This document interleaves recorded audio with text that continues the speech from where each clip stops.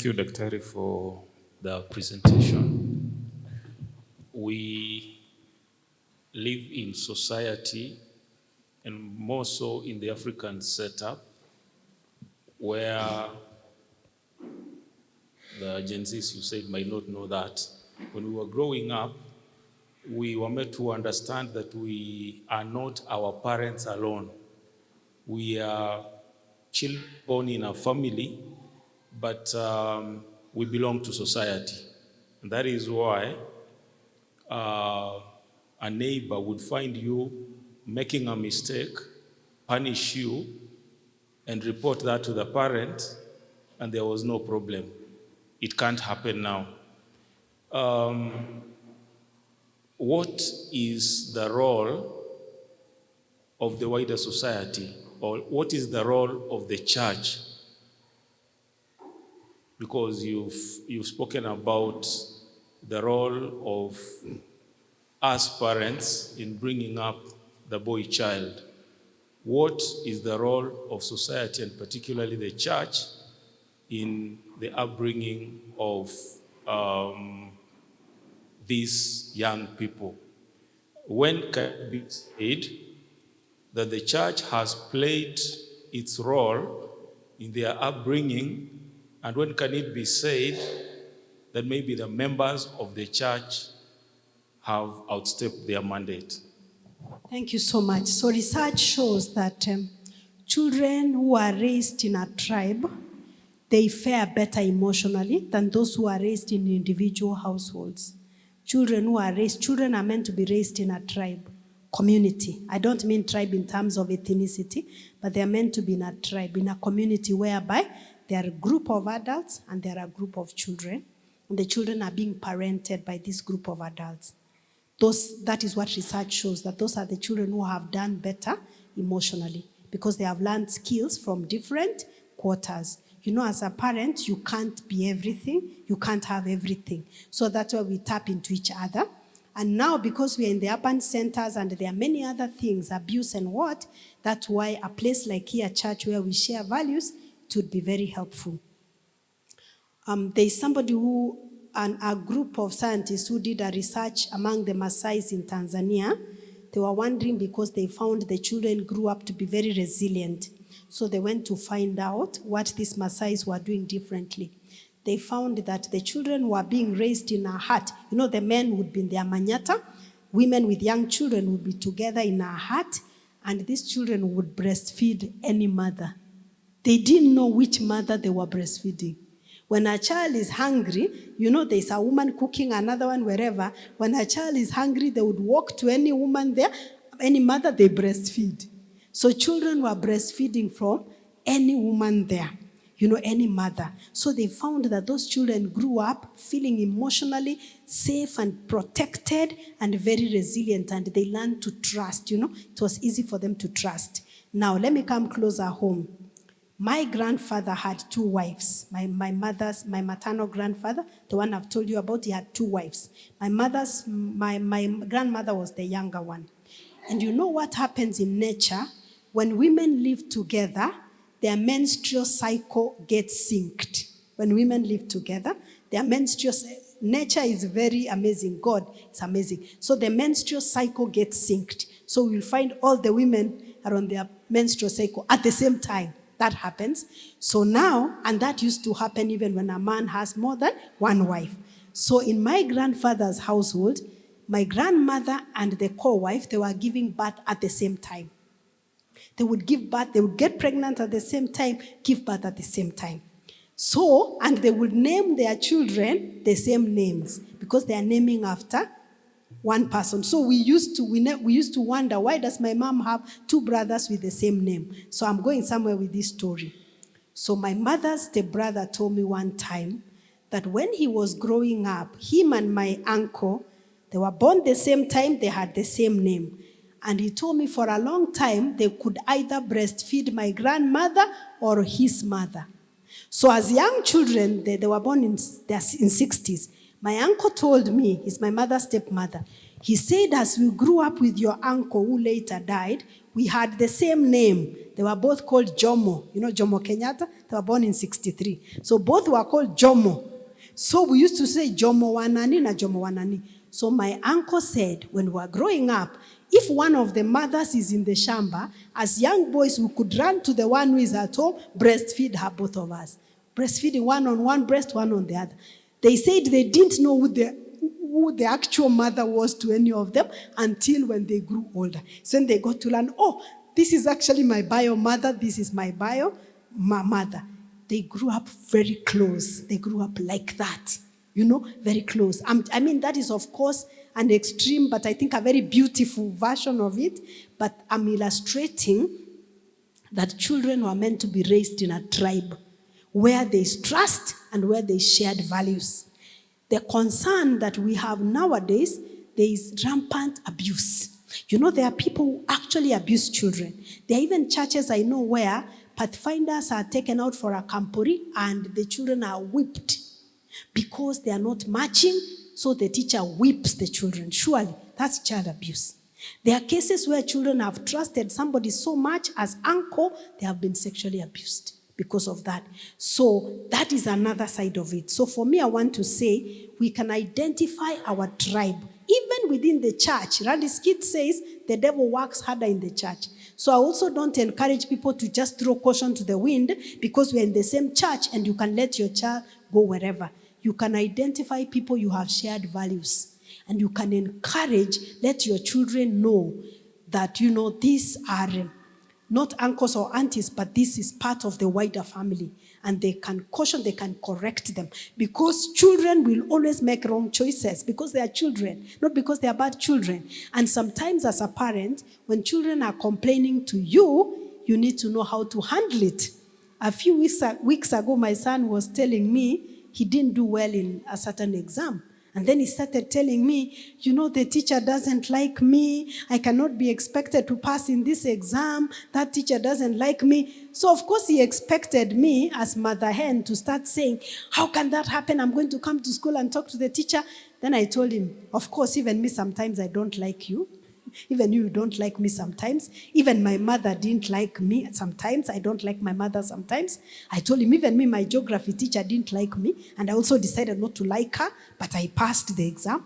So I told him, okay, it's possible for an adult not to like you. Not an adult, but it's possible. You don't like your friends all the time. So I told him, can we talk about how you can still do well in the exam, even during moments when the teacher doesn't like you? He was disappointed. He said, you don't understand me. You know how it feels when a teacher doesn't like you? I said, yeah, it's even worse when your mother doesn't like you at times. It's even worse. So I said, now we are going to talk about what can we do. So I didn't want to focus on whether the teacher likes him or not, because I know he's a human being, and I know the child can also be annoying. And of course, he wasn't saying that the teacher beat him up or anything, but he just said when the teacher is teaching, he likes picking on me. He likes picking on me. I said, but even in families, sometimes you can be picked on. But what can you do? So we talk about what can you do. So sometimes as a parent, when a child comes to you and they are reporting, it's important to just pay attention. Just listen and ask, okay, tell me more about it. Don't say that, me, I will always stand with my child. How can you do this to my child? The moment you act like that, people will stop correcting your child. They will just watch. They'll see your child doing the wrong thing and they will not correct. And eventually, ultimately, you're the one who suffers. So please identify a tribe. Besides that, let me say this. Children belong to parents, okay? Children belong to parents first of all, before belonging to community. If you're in a church setup and you notice that there's a child who is struggling, please, it's important to always default to the parent, because a lot of these things, problems begin from home. Even us, when we go to do counseling in schools, there are certain things a child will come and tell you and they need counseling, and I will always say I need to talk to the parent first, because the things they are raising are very heavy. And you realize you can intervene, things get worse, and then you will be blamed. So you need to know where your mandate ends. But above everything, don't ever assume that now you are the solution to all the problems of the child. default, as long as they have parents who are of sober mind. Always just default to the parents so that we are working together. Okay, good. There's a question at the back. Thank you, Dr. We've been talking about our BOYCHILD. There's been any discussions all over. But I think we as parents, we do mess with. First of all, there's that thing we embarked onto them that when you pass, when you get an IA, that's the beginning of your life. We have them starting from career guidance. I think it will be good if we start nurturing them. Here is an example. This boy has passed so well. He has been admitted into an engineering section. For this boy to finish 6 years in an engineering course. And this is the time, after 25 years, this is the time you are going to tell him to start being low or lowering the pride for him to start selling vegetables. Because now you want him to do anything. After spending 6 years in education, doing engineering, class 1 up to maybe 7, madam, it becomes difficult. We've been with these men outside here. It is difficult. Our Kenyan system is not allowing, our Kenyan system is not encouraging at all. Instead of our children finding solutions for the course they are doing, they're being told to finish college and then employed. Now, what has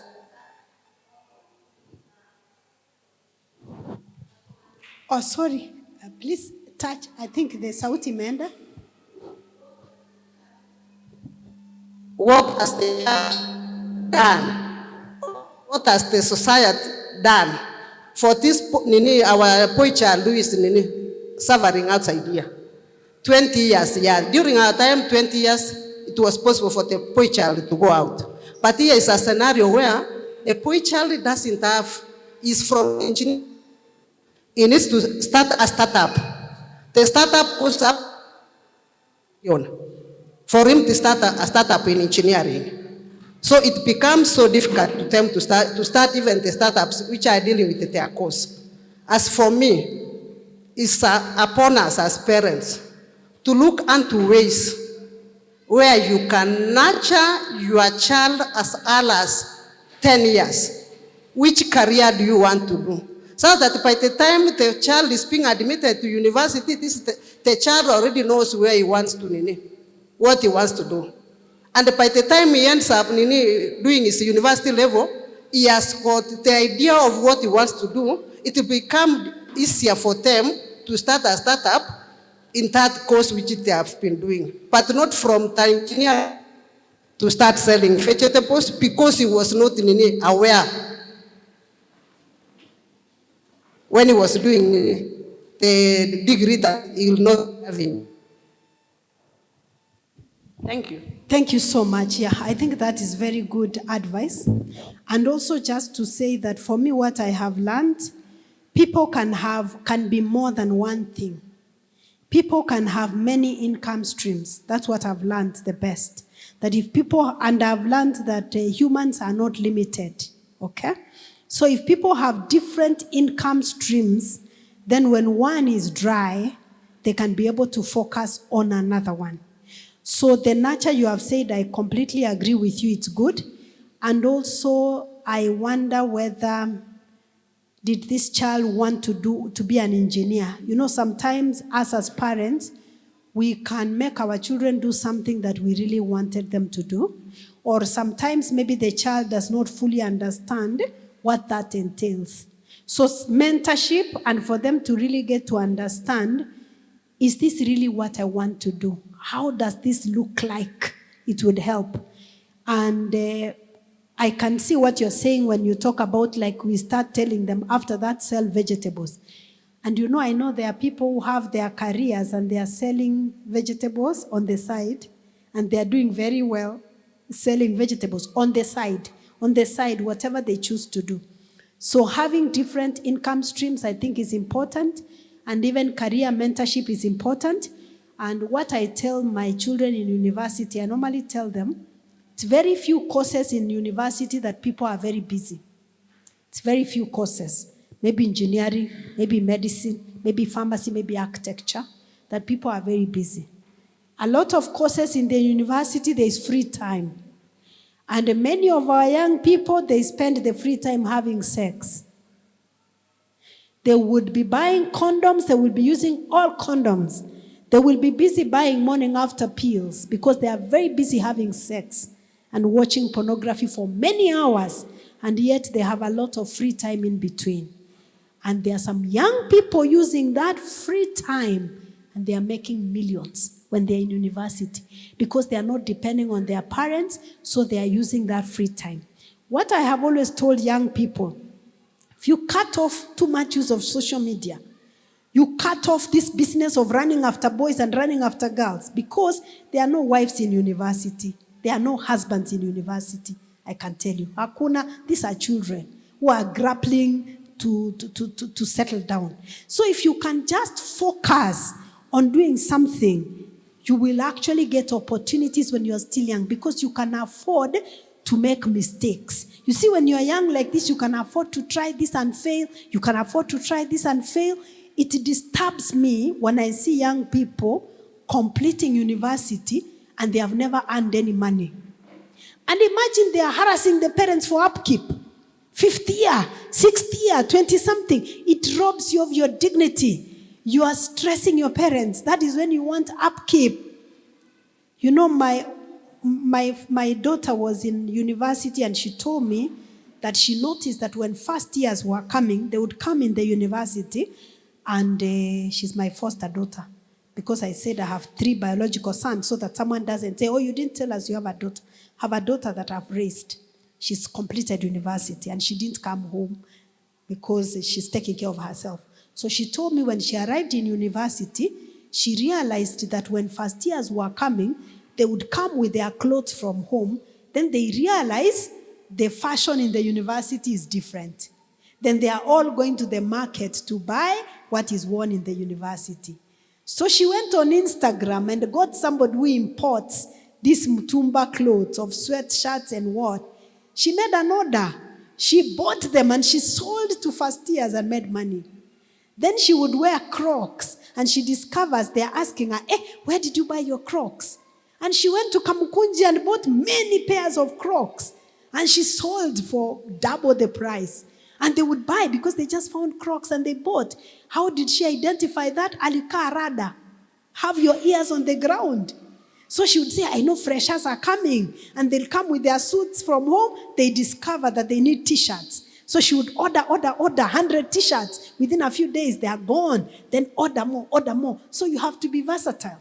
Then at some point, she told me that my friends and I, we are getting avocados from Kisii and we are selling. Because currently, everybody is doing intermittent fasting and they are breaking the fast with avocado and kombucha and I don't know what. And she said, you know, we just got somebody from Kisii. They would buy avocados from Keumbu, from Kisii town, put us a parcel, put in Transline. The following morning, we go there, pick avocados. Then people make orders. We deliver. And I made orders. They delivered for me avocados. So they have bought for 10 bob. They have sold for 20 bob.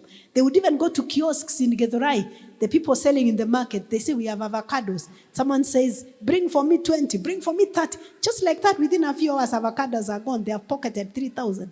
When somebody is still asleep, waiting at my mom has not woken up to send me upkeep. They have already made 3,000. So you see something like that, what I'm saying is, it really would worry me if a child can complete university, even when they are doing engineering. My son is doing architecture, very intense course. But like right now, they are home for 3 months. They were home from June, July, August. They are home for 3 months. And I said, you're home for 3 months. After doing a course, you are not sleeping. So definitely you've been used to working hard. I would get very worried if after 3 months you don't have a shilling. You're waiting to ask me for money for upkeep. I would get very worried. So have we taught our children to also identify opportunities, to also think? Because even that startup requires a lot of commitment. As I said in the morning, if somebody did not learn to get money, it will become very difficult for them to get money later on. My father-in-law told me when our son went to do architecture, he said, during the holidays, let him go to these TVETs and let him do some building technology, something for 3 months. Let him do that artisan so that he can combine it with this architecture and he'll be able to do a lot of things. Of course, he's still considering. But I told him that's a good idea. You can't spend 6 years in university doing architecture. Then when you finish, you're starting to look for a job and somebody is giving you a job for 25,000. And you wonder, you translated and you're earning 25,000. But if you had been equipping yourself with skills, so let our children also be diligent. Let them redeem the time. And let us know, as people say, sometimes we are on our own. I know that we can say the church, the society, the government, but for me, I find like I feel helpless. When I start talking about the church and the government, it makes me feel helpless because there's nothing I can do. So I like saying, just like the story of Noah and Lot, these are the times we are living in. What can I do internally to make it a bit better? Because let me tell you, believe it or not, there are people right now who are languishing, they are struggling in this economy. But there are people who are also making money in this economy and they are not stealing. They are not stealing. There are young people who are making millions and they are buying property in this country and they are not stealing. And there are people who are struggling in this economy still. So even during COVID, you remember during COVID? You know, during COVID, when everybody was stressed, we were told, we need to use, what was that? Sanitizer. You remember? COVID just came and they said, we all need to use sanitizer. How can we get sanitizer? I was in a WhatsApp group and by virtue of my profession, I'm a pharmacist. That's what I studied first, but I've studied many things. So I'm in a group and people were saying, sanitizer. Then somebody who was working in a pharmaceutical company said, we have some bottles of sanitizer, and everybody was ordering. You know, I just saw that it was over a weekend. Monday morning, 6 a.m., I was in Ruaraka. We used to live in Rongai back then. I woke up at 4 a.m. from Rongai. 6 a.m., I was in the industry in Ruaraka. Nikapanga laini for sanitizers. So I said, what's the maximum sanitizers you can give me? There was a long line. I was given sanitizers. I went on the church WhatsApp group. I posted, I said, I have sanitizers for this amount. People put orders. I said, I can deliver them at church. I can deliver. Let me tell you, by the time I drove from Ruaraka to my home, I had made 35,000 Kenya shillings profit during COVID that morning. When people were panicking looking for sanitizer, I said, Karada, akili mtu wangu. I said, people cannot find sanitizer, but I can go to this industry. I have the gift of waking up early. I got it. I just drove from Ruaraka home. 0 sanitizer, 35,000 Kenya shillings, more orders. Then I was in another group. I had somebody saying, masks from China. I'm in China. I can help you get masks. I said, send me masks. The masks arrived. I sold. So when people are home saying, we are closing businesses, there are no jobs. Me, to be honest, I sold masks. I sold sanitizers. Okay? So sometimes, when you have a mind of thinking, when we focus so much outward, we lose a lot of opportunities because you're focusing on hii kasongo, hii Ruto economy, hii whatever. But me, every day I take a walk in my neighborhood, I see apartments coming up. Every day, you go to the bank, you see people depositing millions. You will say they have stolen, but not everybody has stolen. When we say they have stolen, we just want to make excuse. Not everybody has stolen. People are eating every day. How much do you eat in your house? We are eating every day, 20 avocados daily.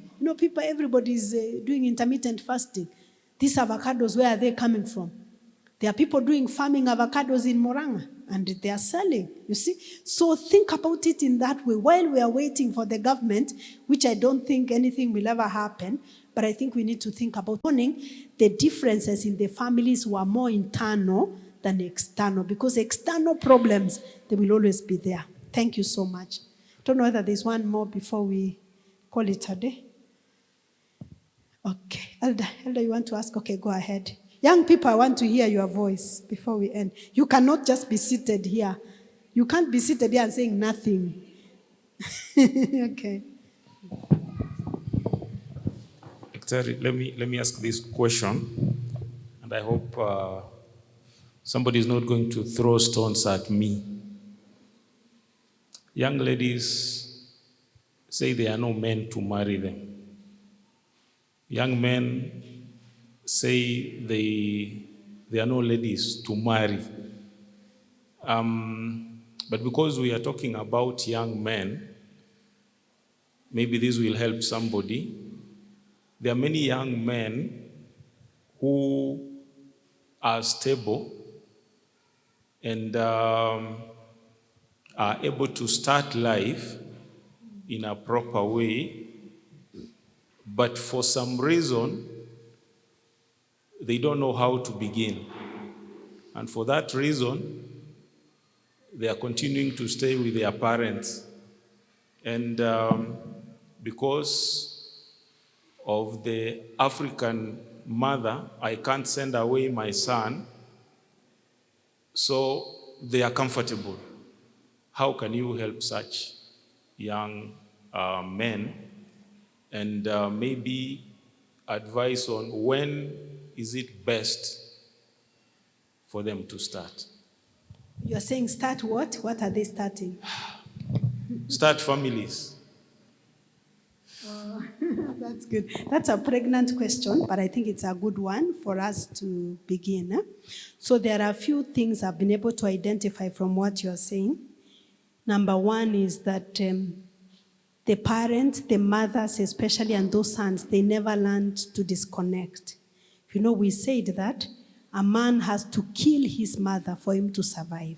A man has to kill his mother. I don't mean like kill physically. So what I'm saying, a man has to emotionally disconnect from the mother for him to be a man. Those who remain, they are called tied to the mother's apron strings. They struggle, okay? So what I see there, number one, it could be that they never learn to emotionally disconnect. So he's looking up to his mother. And it's also possible that the mother is so emotionally entangled with the son that they are not sending them away. Actually, anytime you see a grown son staying with the mother and they are okay, there's a fundamental problem. There's an issue there. It begins emotionally. That what makes it so okay that I can still be coming home, eating my mother's food, and the mother feeling I can still be taking care of my son. There's a problem there that needs to be addressed. And you have said it well. Such a man will even struggle to approach a girl. You know, there are men who don't even know how to seduce a girl. Effeminate men. There is no that polarity between masculine and feminine is not there. And they start saying, oh, you know, I'm an introvert. But I tell them, you buy clothes. See, you buy clothes. How do you buy clothes? Si ukihitaji nguo si unaenda unanunua. Si hata unabagain. So how is it that you want this girl and you cannot approach her? Do you know that there are women who are married to themselves? There are women who are married with a man, they have children, the man never said, I love you. Do you know that? The man never said, I love you. He never said, I want you. He never said, I want to marry you. He never said anything. The parents just saw you and they said, hey, when are you coming home? They just saw you with the son. You were not even in a relationship. Then the mother said, hey, my daughter, when are you coming home? Imagine hiyo tu ikakutoa kwenu. Then the man never said anything. Then along the way, when he starts pursuing other girls, you start saying, oh, but he's my husband. Your husband where? Did he ever tell you he loves you? Did he ever say he wants you? Did he ever propose anything? He didn't. So you will find now this man is struggling to even start. In fact, even already when you say that man we are not even going to talk about when is the right time. For me, I want to say that he needs to learn skills.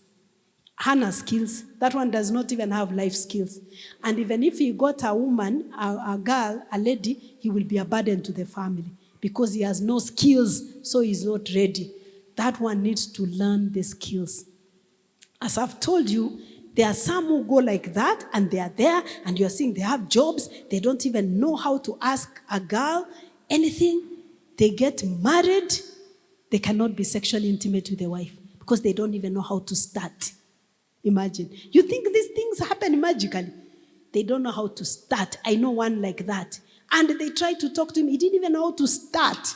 So they stayed for almost a year. They're just staying. The wife just said, what am I doing here? She left. And when I was asking her, your husband has not been intimate with you for 1 year. He doesn't know how to start. I said, But did he ever say he loved you? No. Did he ever say, I want to marry you? No. What happened? He said, the mother just said, I'm a good girl and I can make a good wife for the son. And just like that, the wedding was planned. Please, do not ever, because there is trouble downstream.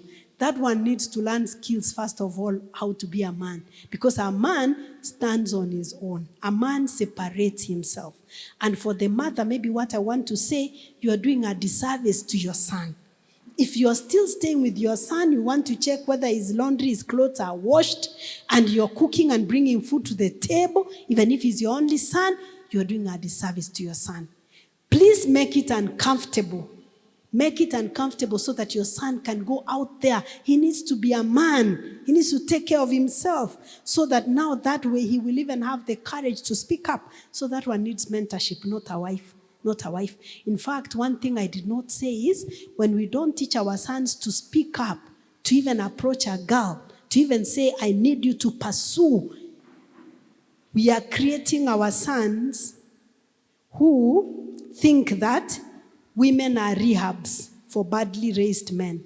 You know, women are not rehabilitation centers. Just the same way, Cindy, say amen. Women are not rehabilitation centers for poorly raised men. Just the same way I normally say, men are not poverty eradication project for lazy women. Yeah, men are not poverty eradication programs that now, you are being lazy because you want baby girl treatment. Give it to yourself. Yeah? So our sons need to take care of themselves.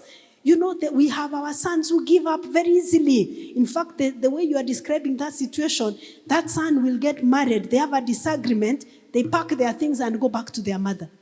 You know, there are men who have packed and left their wives because they had a disagreement. Imagine. Then they are packing. The woman comes, they find he packed and he left. He went. Do you know where he goes to? His mother. Ameacha bibi because wame disagree na ameenda kwa mamake. Hapo sasa tukisema hiyo ni umama, tutakuwa tukiongea mbaya yake. Sio ni umama sana. Na hiyo si ni umama kabisa. You don't do such a thing. I think I can say that as a woman and people will not get offended. But if a man said umama, will get offended. We say, unasema umama ni, no, hiyo ni umama. Wacha umasa. You know, you have to speak up and just say, can we talk about this? Let's have conversation. You know, let's talk. You talk through. But some, they just learn to give up. You just give up. So fragile, delicate. You give up, run to your mother. And please, if you have a difference, then let me say this. If you have a disagreement with your partner, please don't go to your mother. Please, your mother took care of you. She's tired now. Resolve your conflict. And if it cannot be resolved, go somewhere, take care of yourself. But don't go back to your mother. What do you expect your mother to do? You know, they'll always side with you, definitely. So they have raised you. So learn skills. That's a fundamental issue, by the way. Skills were not learned. So usiangalie hivi useme huyu anahitaji bibi. Bibi si solution. Huyu anahitaji skills. Because hata kumaintain bibi na kumaintain watoto inahitaji skill set fulani. If some of these women would have given up easily, they would not be in marriages. Wengi wamejioa tu. Some women, you are just watching them, they have married themselves. They are just staying. And then they raise children. Their sons don't learn skills because the women had married themselves. The daughters go, they marry themselves also. Then the pattern continues. What is that we are doing to our children? Yeah? Let's have people married properly and people take responsibility as God ordained. Okay. Is there any more? Maybe then we end. Okay. Okay, Elder, go ahead. Thank you, sister. What do you do to teenagers who have finished school? Who have? Finished school. They are still at your home. Maybe they are running something, but they depend on your food. They don't soap. So do you sit and make your budget so that everybody contribute? Because these people are at your home, they are self-consuming and they are not contributing. and you know, as a parent, you have raised people from childhood and they are now grown up. And they are still eating you. You know, what do you do to them? You make them budget for the food they eat. And you know they can really consume like locusts. I'm telling you, they can really consume, and they want to pick the best. So what I can say is, by the way, and it's not bad when the parents are making teenagers contribute, they are teaching them skills. You know, in some countries, you leave home by the age of 18. If you are staying home, you have to contribute. So what I can encourage is that as a family, you need to agree up to what point. You agree in advance. Up to what point are you going to support the child? You agree in advance. For us in our family, we agreed, and I wrote it down, by the way. I document everything. So in my family, we agreed that as parents, we are supporting the children up to the first degree. First degree or first diploma, whatever, but degree, we said we will support you up to the first degree. If you want to go for second, third degree, we have already given you fit. That one you will take care of it yourself. Even if you start earning when you are still doing your first degree, we will support 100%, even if you start earning. The moment you complete university and you graduate, if you choose to live with us, you will have to take an expense in the house. You must. There's no other way. You'll either take the water, take the electricity, or take to buying food. You will have to take a responsibility. So, our foster daughter chose after finishing, went and rented with a friend. She told me they're living with a friend in a bedsitter and taking care of themselves as they hustle. Then our son said he's now in second year, going to third year. He said when he finishes, can he stay for a year or two? I said, so what expense are you going to take? He said, I'll take the water, I take the Wi-Fi and the electricity. I said, fair enough, you will do that. So he knew that he's working towards, he will take care of those for as long as he's living here. But then along the way, he said, I've thought about it, I'm not going to stay with you guys.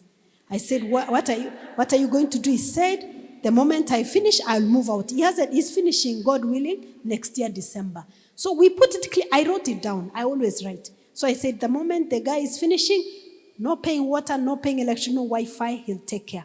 So he has told me, I just wanted to let you know I've considered, and by the time I graduate, I'm moving out. So I'm already shopping for a place to move out. You see? Because me, I just said, no, I'm not helping you. So it's not that I'm being mean or anything.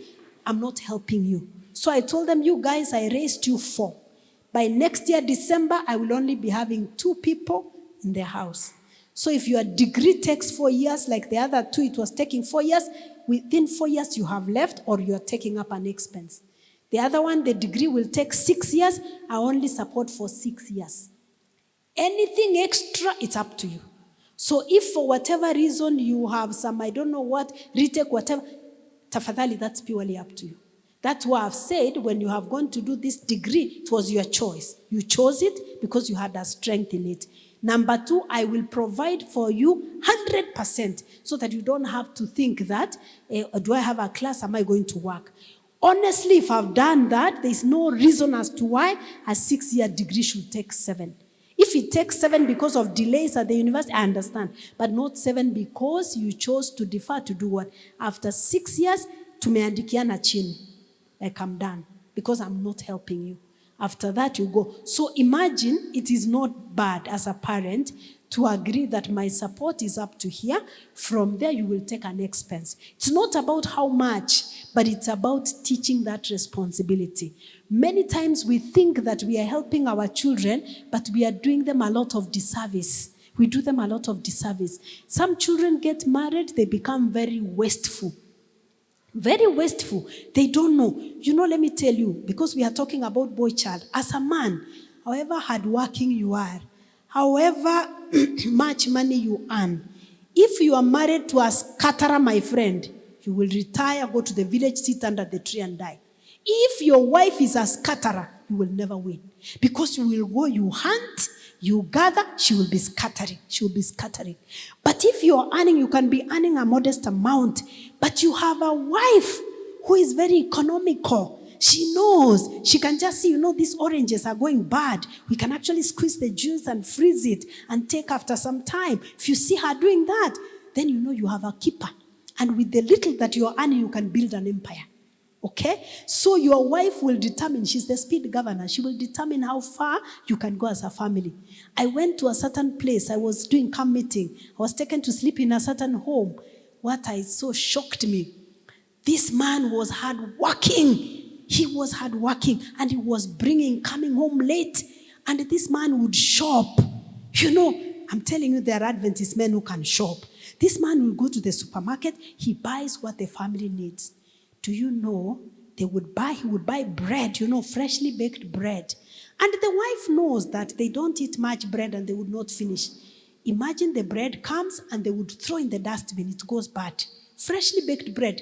It would be there. She's not telling him that, baba nani, ile mkate, usinunue mkate leo. Hata hivyo watoto hawapendi mkate. So he will bring so much bread, they keep it in the shelf. The following day wanatengeneza pancake. Let me tell you, in that garbage bread, imejaa hivi imetupwa. Bread, all manner of different breads, raisin bread, wanatupa kwa dustbin. And then I looked, I talked, I don't keep quiet. I said, you guys, why don't you, in your church, you have a caretaker. You have people who are needy in the church. Why don't you see when this bread has a day or two, or not a day or two, but the bread has come, maybe it's a lot, why don't you even go and share with someone in church? They're like, hii mkate hata hakuna mtu atakula. They throw. The man would come with his car full of fruits. Ukiingia kitchen, ndizi zimeoza. They throw. Then I say, why can't you even make smoothie? You can make smoothie out of these bananas and avocados. You can freeze them and eat later. And they were looking at me like I'm a creature from another planet. And this lady was a stay-at-home, and the man was working. I'm telling you, he was working. And I just saw how many millions ultimately were going into the garbage. Now the children have also been taught to throw. So they would just say, hii mkate hata imeharibika, wanatupa. Si dadi ataleta ingine. However much someone earns, honestly, I even think that it's not being a good steward when we throw like that. And I looked and I just said, this woman is not working. This man is the only one that is working. This is a family that is going to go from grace to grass.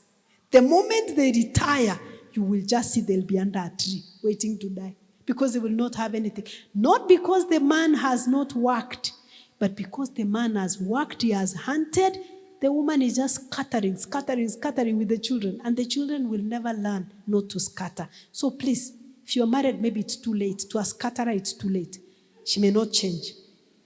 But please, if you are young, my sons, let me tell you, if you are young and you're marrying somebody and you can see somebody is throwing food in the dustbin and they are feeling nothing, hata unaana hapa church, they fill their plate. They have served themselves. They have filled the plate and they have thrown food there. And then you still want to go ahead and take that girl to your mother. Are you serious? That is the person you want to take to your mother. The fact that she has thrown food, she can throw much more. So don't do that. You will work. And as Ellen White puts it in the book Counsels on Stewardship, it's stewardship. It's like you're putting treasure in a basket with holes. You just get treasure, you put it, inaenda. You can blame the government, you can blame the church, you can blame your ancestors. But at the end of the day, somebody is just scattering, okay? Okay, thanks. I don't know whether there was a Gen Z who wanted to say something, then we end. Do you want to say something of the notes that you have taken? Okay, please say something, then we end. You're the one who will give us permission to end. Okay?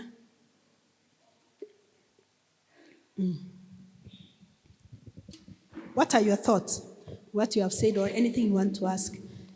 Then we end here.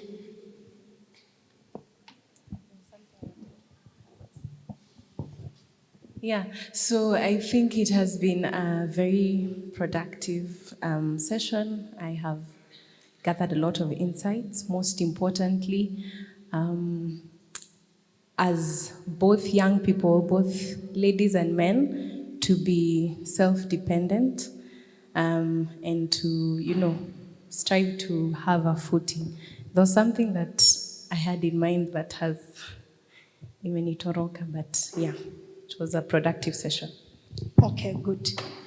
Okay, thank you so much. Then I just want to say, please, if you are busy looking for a girlfriend, boyfriend, whatever, partner, and you're not financially stable, and you're depending on your parents to buy for you sanitary products, please stop that from today.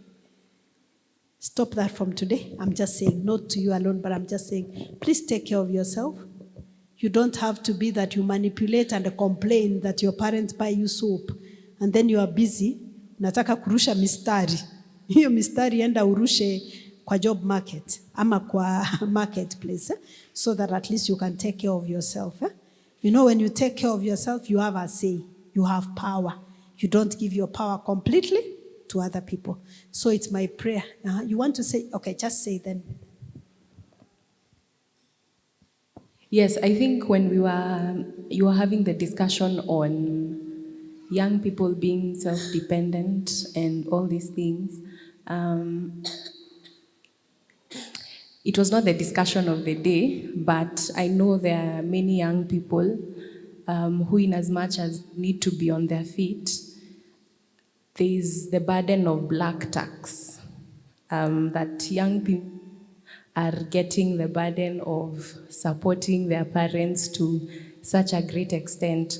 So where's the line? Where's the line when it's too much? Because, you know, you have discussion with friends and they're telling you that their parents depend on them for everything, and they are, you know, probably working and they're on their feet, but it's then such that young people are not able to progress financially. Thank you so much. So let me say this. I've been burdened very heavily by black tax myself. And I've said elsewhere that I have hosted every single family member of mine. I'm not the firstborn, but there's no sibling of mine who has not slept in my house. There's no sibling of mine who I have not given money. I've supported my mother and I'm still doing, okay? Desperate times call for desperate measures. It's important for you to support your family, your parents especially, as much as you can.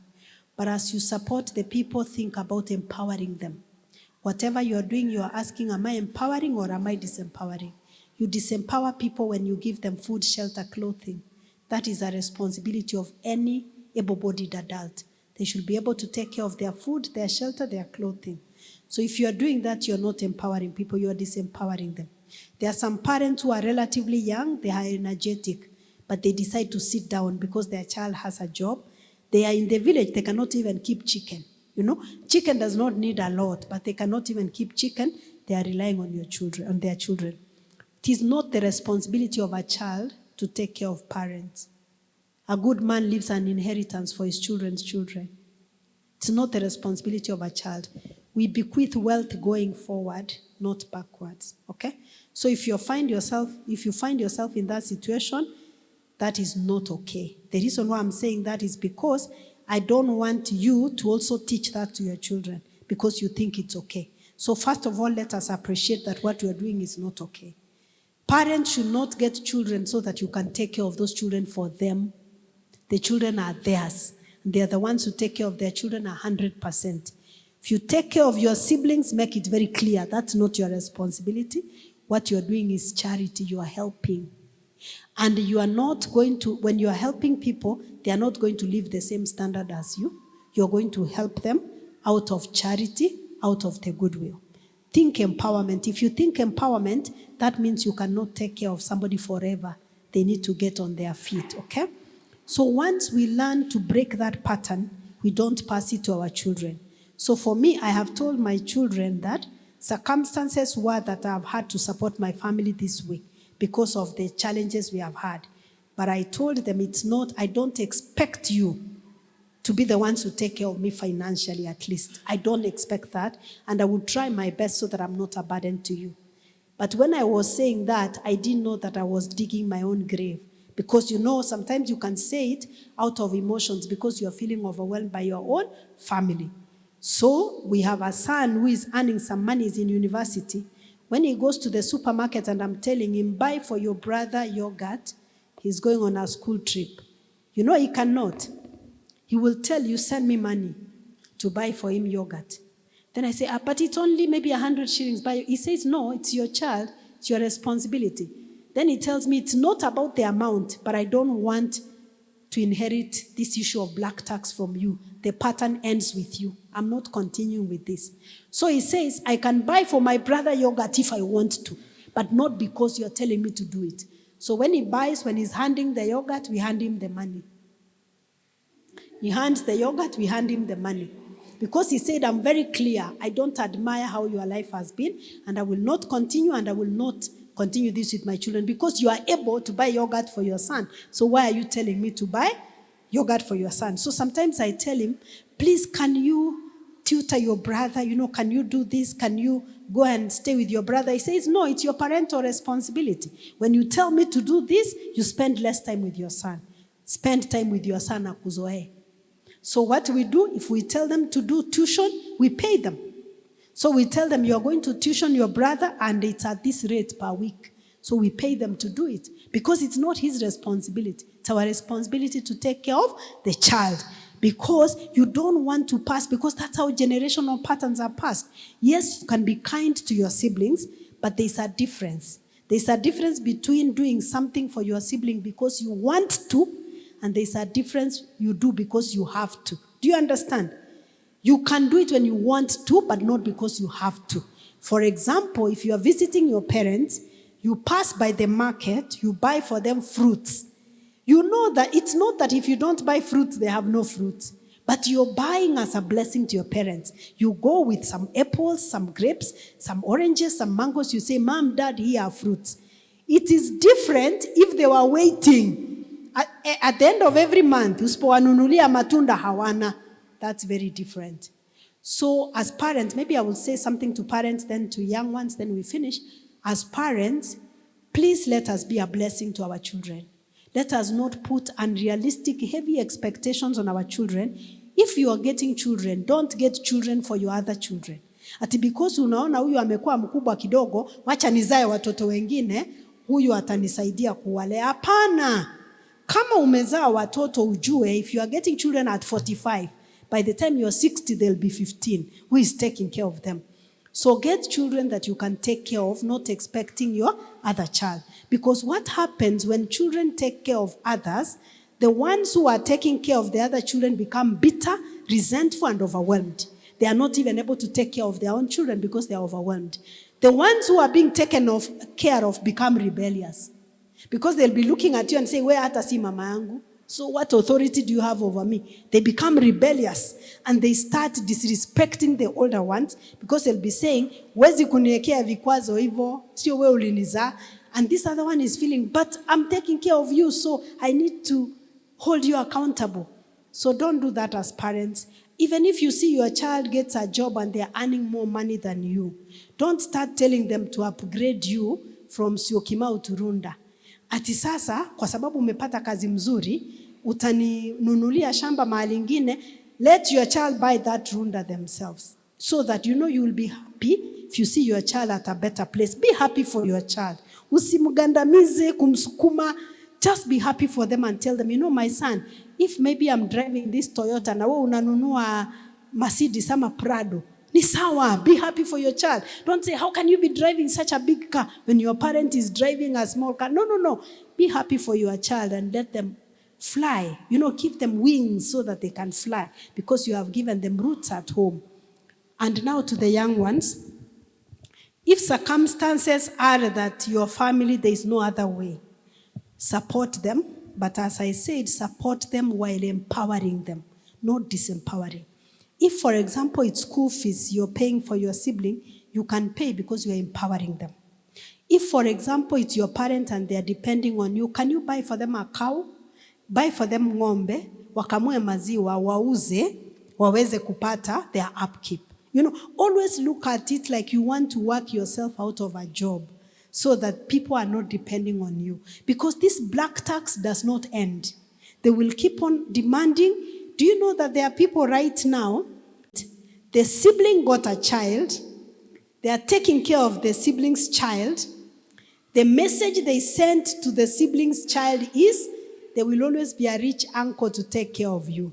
So, this child of the sibling has a child. Now they are taking care of a grandchild. Do you understand? There are people like that. They are taking care of a grandchild of a sibling who they paid for school fees.